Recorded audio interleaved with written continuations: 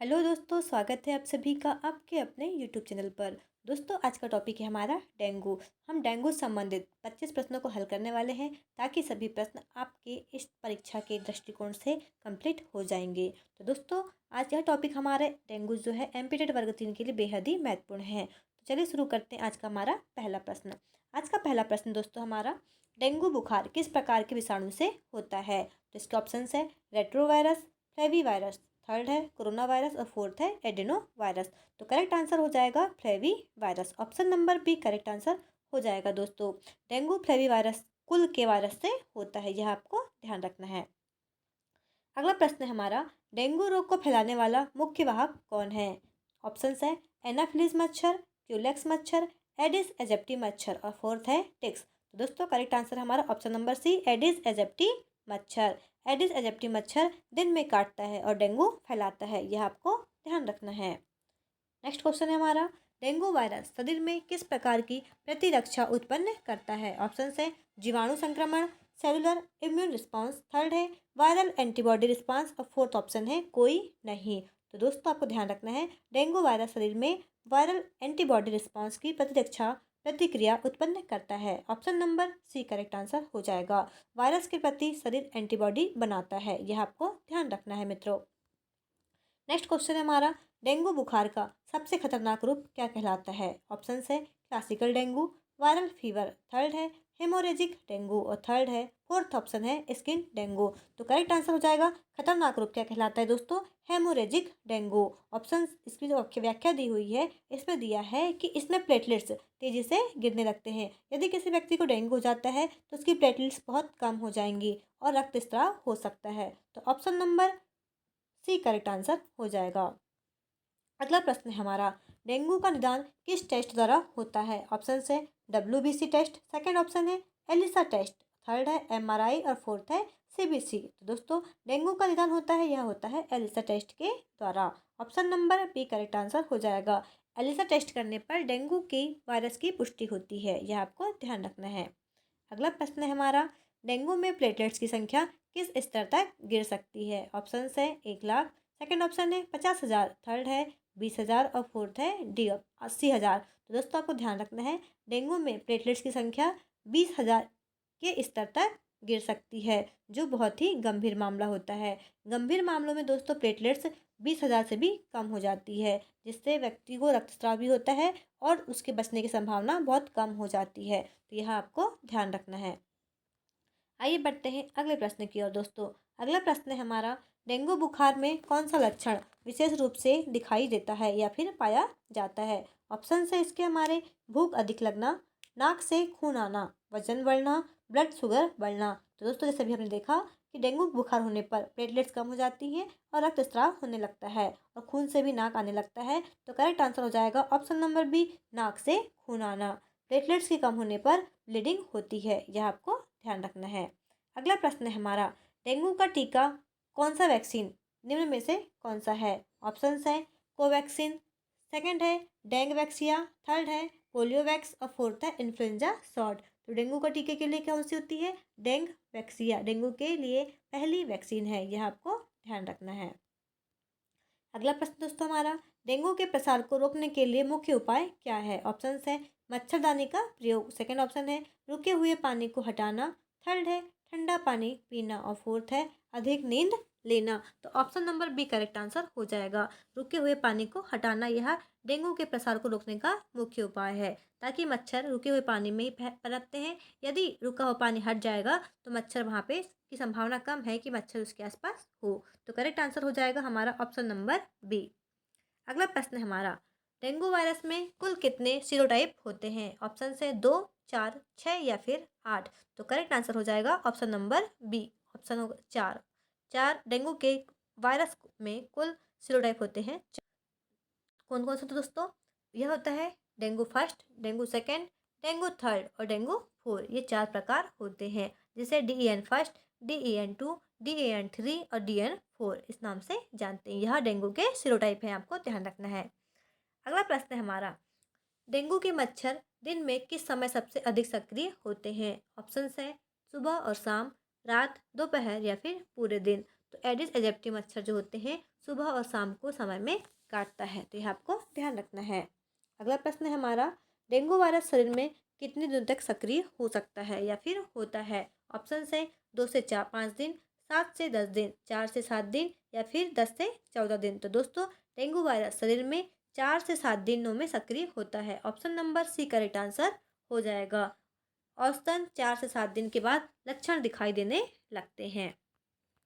Next question दोस्तों हमारा, निम्नलिखित में से कौन सी चीज़ डेंगू से बचाव के लिए सहायक नहीं है? ऑप्शन है मच्छरदानी, पूर्ण आस्तीन के कपड़े पहनना, अधिक मिठाई खाना या मच्छरनाशक का प्रयोग। तो दोस्तों करेक्ट आंसर हो जाएगा ऑप्शन नंबर सी, अधिक मिठाई खाना।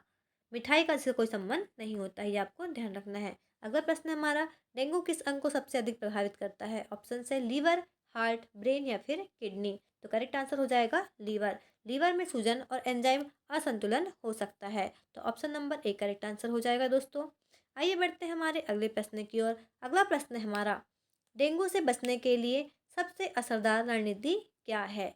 इसके ऑप्शन है रासायनिक उपचार, सेकंड है मच्छरों पर नियंत्रण, थर्ड ऑप्शन है ब्लड ट्रांसफ्यूजन और फोर्थ है वैक्सीनेशन। तो दोस्तों करेक्ट आंसर हो जाएगा रोकथाम के लिए मच्छरों को खत्म करना आवश्यक होता है। दोस्तों आपको ध्यान रखना है, आपको मेंटली जो मानसिक प्रश्न होते हैं वह भी हमारी परीक्षाओं में पूछे जा सकते हैं, क्योंकि पिछली बार महिला परीक्षक में भी सारे हमने फैक्ट वाले क्वेश्चंस पढ़े थे, थ्योरी पढ़ी थी, किंतु उसमें ऐसे प्रश्न बने थे वो हमारे जो मानसिक लेवल के थे उससे बने थे। और दोस्तों हमारा सिलेबस चेंज हुआ है, उसके अकॉर्डिंग पूर्ति संभावना है कि आपके जो क्वेश्चंस बनेंगे वह थोड़े से कैसे बनेंगे, मानसिक मतलब अपने मेंटल मेंटल मतलब आप सोच सकते हैं ऐसे प्रश्न बनने वाले हैं। तो आपको यह ध्यान रखना है कि आपको सभी प्रकार के प्रश्नों को पढ़ना है।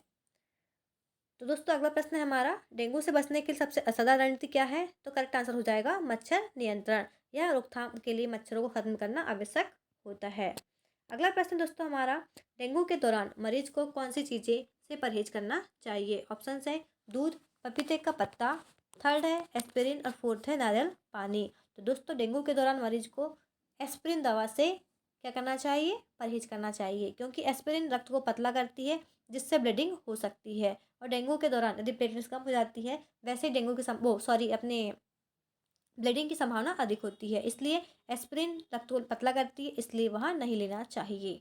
अगला प्रश्न है हमारा, डेंगू की पहचान के लिए कौन सा टेस्ट नहीं किया जाता? ऑप्शन है एलिसा, एनएस फर्स्ट, आरटीसीपी पीसीआर और फोर्थ है एक्सरे। तो दोस्तों आपको ध्यान रखना है, इस प्रश्न से हमारे दो प्रश्न बनते हैं कि डेंगू की पहचान के लिए कौन सा टेस्ट किया जाता है। तो इसका करेक्ट आंसर हो जाएगा एलिसा, NS1, RT PCR, और नहीं किया जाता तो वह किया जाता एक्सरे। तो आपको यहाँ ध्यान रखना है।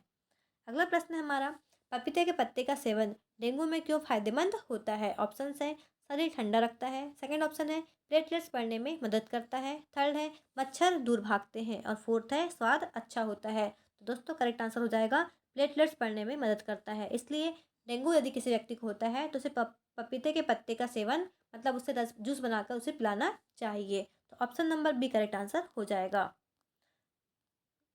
क्योंकि दोस्तों प्लेटलेट्स में मतलब जब पपीते का जो पत्ता होता है उसमें प्लेटलेट्स वृद्धि को प्रेरित करने वाले एंजाइम होते हैं, तो यह आपको ध्यान रखना है। अगला प्रश्न है हमारा, डेंगू किसके द्वारा फैलता है? ऑप्शन है संक्रमित व्यक्ति को छूने से, मच्छर के काटने से, पानी से या फिर हवा से। तो करेक्ट आंसर हो जाएगा मच्छर के काटने से। तो करेक्ट आंसर हो जाएगा ऑप्शन नंबर बी। अगला प्रश्न है हमारा दोस्तों, डेंगू से मृत्यु मुख्य रूप से किस कारण होती है? ऑप्शन है बुखार, डिहाइड्रेशन, प्लेटलेट्स की कमी और रक्तस्राव और फोर्थ है दस्त। तो करेक्ट आंसर हो जाएगा हमारा प्लेटलेट्स की कमी और रक्तस्राव। Option number C correct answer हो जाएगा। प्लेटलेट्स गिरने से अंदरूनी ब्लीडिंग भी हो सकती है, जहाँ आपको ध्यान रखना है।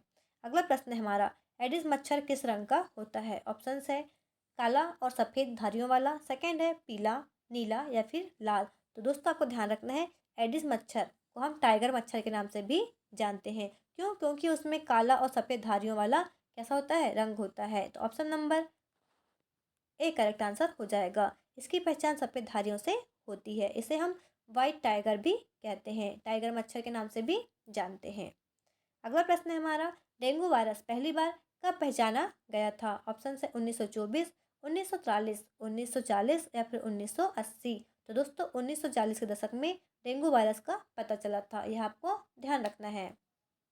अगला प्रश्न है हमारा, WHO के अनुसार डेंगू को क्या कहा गया है? ऑप्शंस है नियंत्रित बीमारी, सेकंड है उभरती महामारी, थर्ड है जड़ से खत्म और फोर्थ है हल्की बीमारी। तो दोस्तों को ध्यान रखना है, WHO के अनुसार डेंगू को उभरती महामारी कहा गया है, क्योंकि WHO इसे एक वैश्विक स्वास्थ्य संकट मानता है।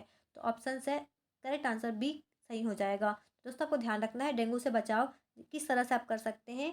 आप सभी नियम लागू करने होंगे अपने आसपास, ताकि हम डेंगू से बचे रहे।